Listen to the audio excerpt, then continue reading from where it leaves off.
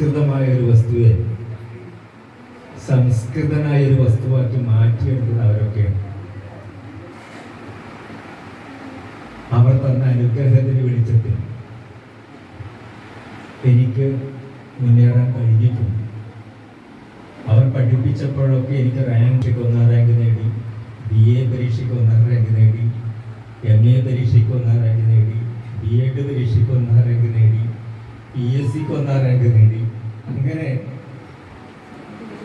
അവർ തന്ന അനുഗ്രഹത്തിന്റെ വെളിച്ചത്തിൽ മുന്നോട്ട് നീങ്ങാൻ എനിക്ക് കഴിഞ്ഞു.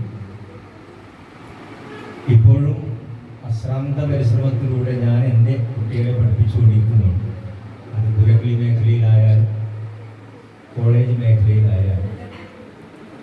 കഴിഞ്ഞ മാസം ഒരാഴ്ച നീണ്ടു നിൽക്കുന്ന ഒരു ക്ലാസ്, എൻ്റെ ഒരു പ്രഭാഷണ പരമ്പര തിരുവനന്തപുരത്ത് വെച്ചിട്ടുണ്ടായിരുന്നു.